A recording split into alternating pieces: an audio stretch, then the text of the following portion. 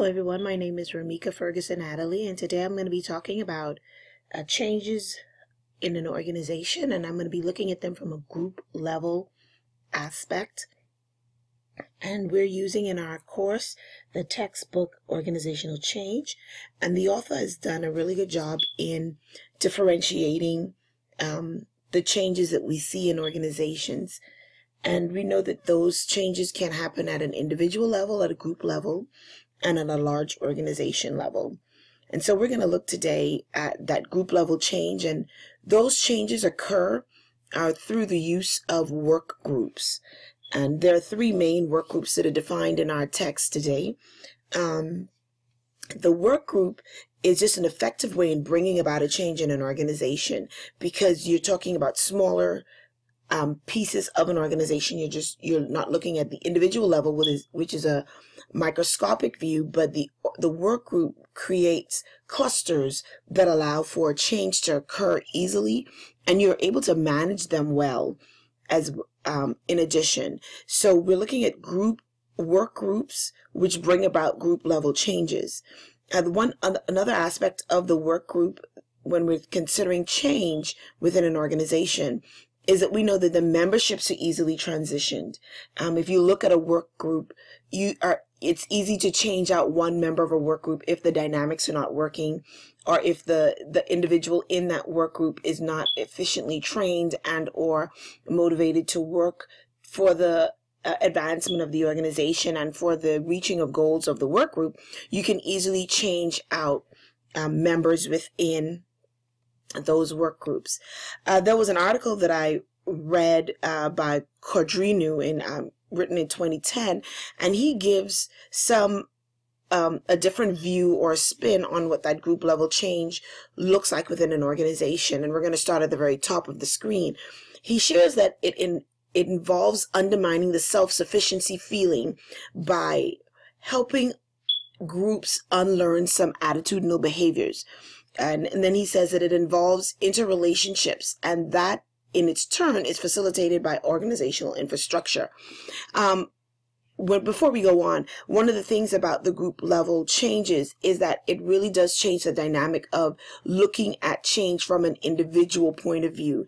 And so that is what Codrinu is addressing when he brought about these 6 points. He says it also involves a process of discovery, of testing and validating alternatives. It involves taking responsibility for the consequences of one's behavior on the other individuals in the group. So if you're not pulling your weight, the group is not achieving their goal, and it requires that the individual take responsibility for their own work. It also involves taking responsibility for the consequences of one's behavior toward another individual.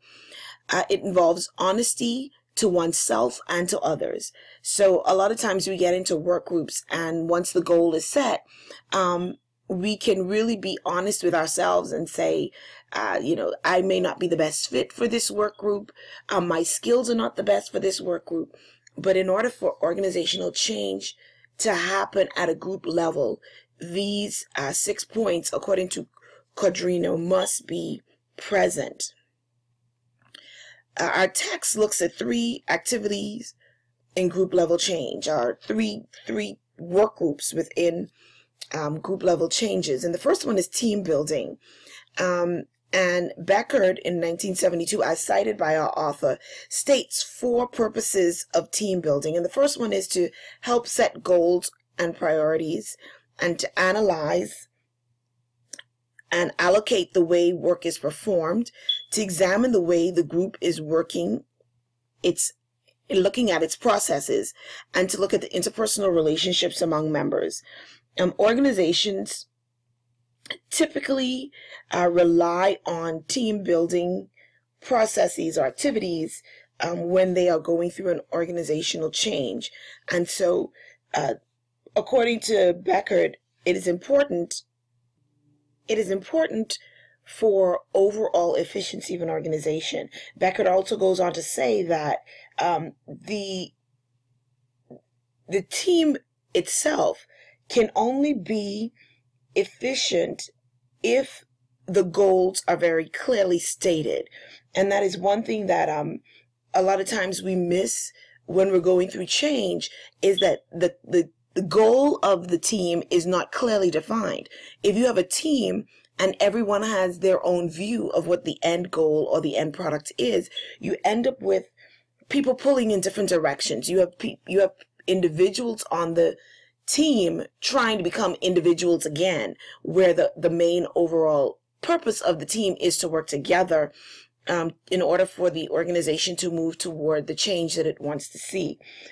And we do need to ensure that when we are involved in team building activities, that everyone's role is clearly defined. Sometimes teams don't work efficiently because every member of the team is not quite sure what it is that they're required to do.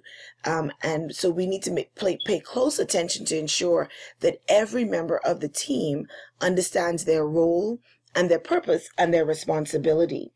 And once we clarify the goals, the roles and responsibilities, and what it is the team is supposed to do, then the team begins to work together cohesively. And of course, there is that opportunity for there to be interpersonal issues on a team.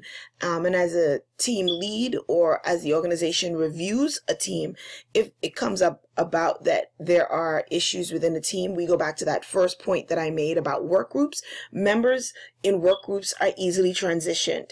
And so for the betterment of the organization, for the efficiency of the work group, we can easily transition team members out or redefine the goals and responsibilities of the team to the point where the interpersonal conflicts aren't as strong.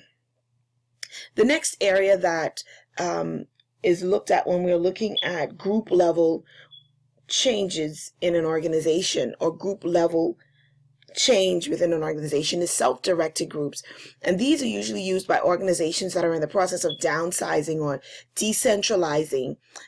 It's used because it's quick to adapt, and it's easily organized. So when we look at self-directed groups, we're looking usually at the flattening of hierarchies. Self-directed groups, if they are efficiently operating in an organization, you will note that the hierarchy structure within that organization isn't as tall as most organizations are that have strong top-down management structures. You would note that they are a little flattened because the groups within themselves understand their responsibilities, and it's truly working cohesively with other groups to get things done. If we dissect a self-directed group, we'll find that the features are that there's a different disbursement of authority, which is what I was talking about, a true decentralization of authority, where groups and pockets within those groups share responsibilities and authorities for assignments. They have a new look at leadership structure. It's not that strong, tall, top-down management that most organizations have. And that the behavior within a self-directed group, it's crucial for every member to take personal responsibility for what it is that they're assigned to do. And there's a lot of mentoring and managing of one's own performance. You have a lot of individuals within self-directed groups who actively seek guidance when needed.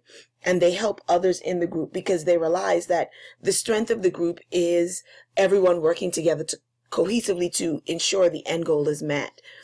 When we look at self-directed groups, these conditions promote the conditions in a self-directed group promote individual satisfaction as well as group achievement. When there are clear and engaging goals, there's a supportive structure for the group, where there is available coaching and consultation for the group when needed, and that everything the group needs to successfully achieve the goal of the group is provided. Self-directed groups, according to Hackman, he provided these sites, and Hackman in 1992 was also cited in our textbook. Those aspects are crucial. Of course, there are some issues that might arise in self-directed groups. Sometimes you have individuals who are not quite sure, who has the leadership, who has the power. And of course, that can be avoided if we have clear and engaging goals. We also need to remember in a self-directed group that not all of the members are equal. everyone is not equal in their experience, in their knowledge, or in their expertise. And so once everyone understands their role, then the group can work together to ensure that the organization's goal for that group is met. And finally, there's a section called intergroup dynamic. I called it intergroup dynamics, which for me is a subset of self-directed groups, because you have groups within groups. And that is what intergroups are. They're work units that depend on one another.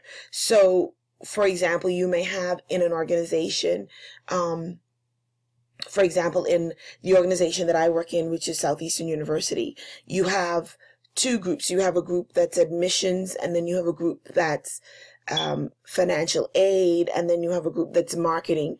But we note that all three of those groups work together to form an enrollment group. And so there's this intergroup dynamic where one group depends on another group in order to meet the goal of the organization.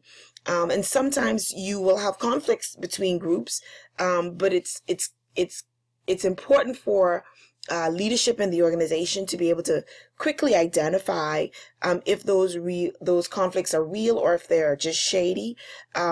And in order to do that, we need to be able to identify what the phony conflicts look like. So your phony conflicts would just be those name, game, blaming conflicts where they're not real. They're just, no one wants to take responsibility for something that has occurred within the intergroup dynamics. When we look at real conflicts, we're looking at issues with processes, issues with systems, and those all conflicts need to be quickly addressed, but those are the ones that we really want to address so that the efficiency and the effectiveness of the group doesn't suffer. Of course, phony conflicts, we can definitely go in there and again go back to that first point that I made, that in work groups, we can easily move members of groups in and out. But if you have a strong in-group, they create opportunity for success. They enhance pride, and they show, and it translates in how they work and in their work ethic and their work behavior.